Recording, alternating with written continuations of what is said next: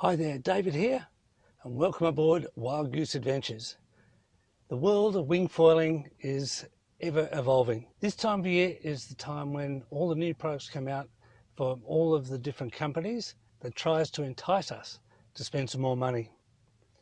I've been pretty good at avoiding it and only buying what I think is absolutely necessary. But I've folded this time. Armstrong has brought out a new range of sails that speak straight to my heart.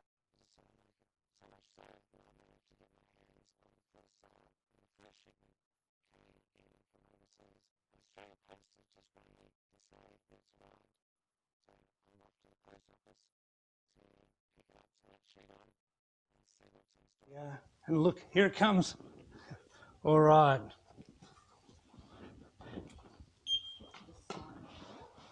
We've been to the post office. Now let's go and check out this bad boy.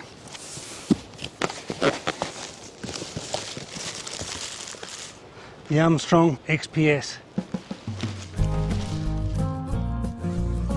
The sail is offered in a large range of sizes, but I selected the 6.1 as it fits in my quiver between the 5.5 and the 8 metre sail.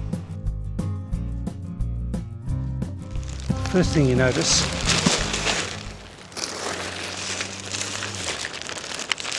is these radials. The radials, we've always used to cut sails like this. We even made patches like this back in the day. The idea being that you get the proper weave coming straight out of where it loads, and then it stretches out into the middle.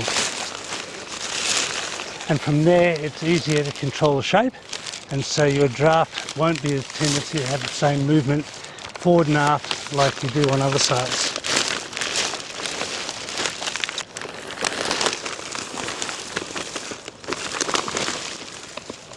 The carbon handles,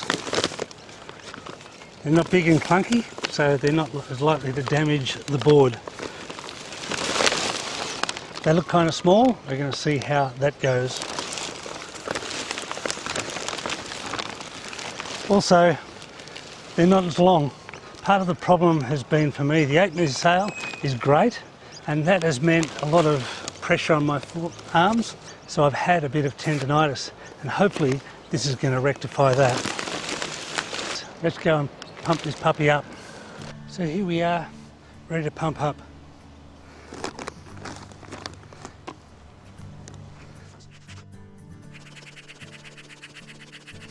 Armstrong recommends that you inflate the leading edge before the boom.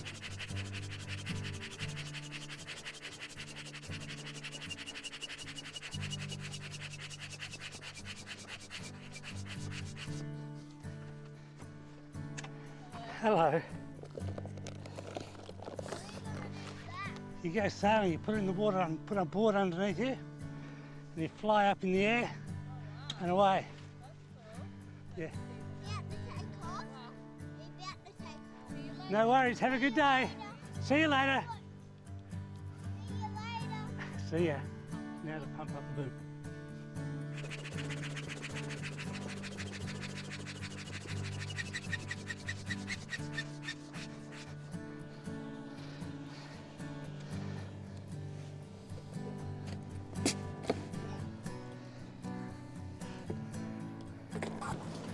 So this is the sail pumped up. Feels remarkably small and remarkably light.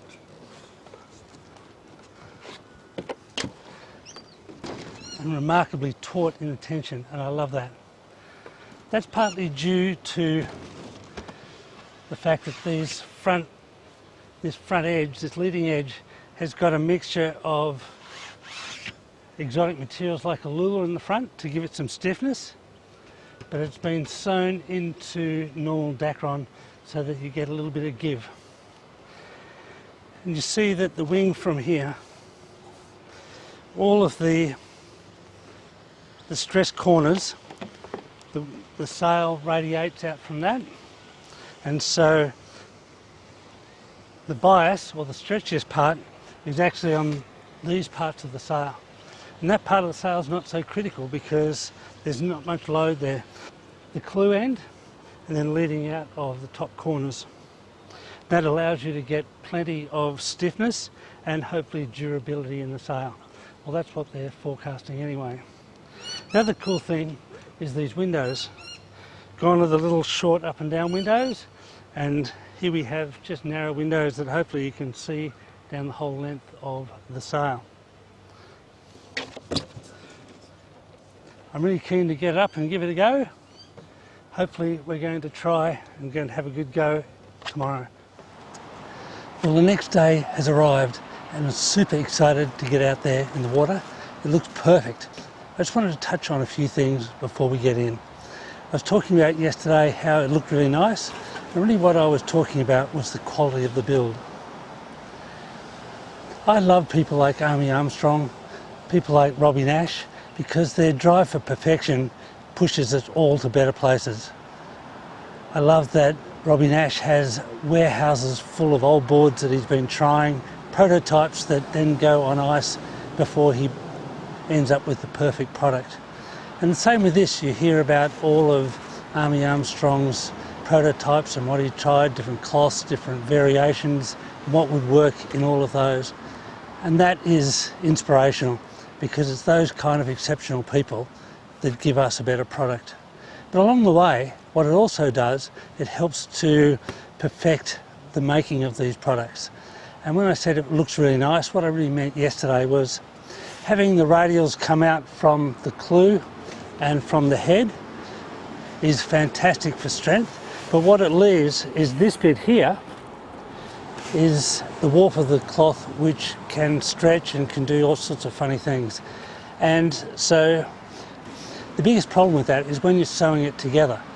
If there's any variations in tension, you end up with little rivets and little deviations and bubbles in that seam. And all of those things add to a flawed airflow, which means that this sail is not going to perform at its best. And look at this, it's just perfection. Every seam is made to perfection. As a sailmaker, we'd spend hours trying to glue and trying to make those cloth tensions the same, and you could really see the difference when it's a good one and when it's not a good one. And so when I look at this and I see those tensions, I just marvel in how good they've made it. I've also got to mention these handles again. Just the carbon in them and the way it is sewn together, it's just priceless. And I'm really looking forward to seeing how they perform today. There's a bubble in this part of the boom, and so that leaves a different sort of variation in how you handle it. It also gives you a little pistol grip effect up here when you're hanging onto it, and I can see that. I'm just looking forward to getting on the water. And speaking of on the water, let's sheet on and get out there. It was great to be out on the water. My first thought was, this sail is nimble and responsive, which led to an overall smooth experience. The sail is certainly fast, and that canopy is really efficient.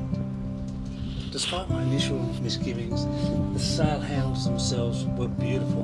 They were well positioned, and they gave a great connection between the sail, the wind, and all that was going on, and I really liked them.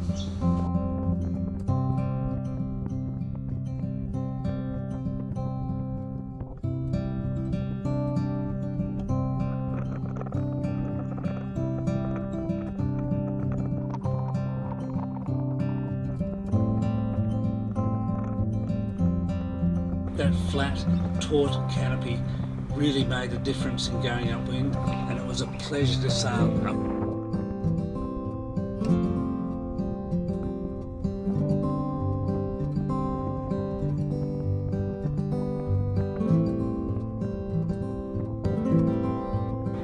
And it went upwind with no problems at all.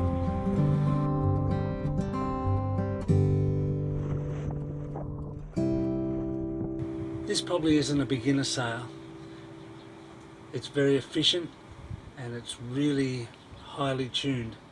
So I'd recommend it probably as a second sail, and it would be just the bomb. I want to thank Kite Power for hooking me up with that sail.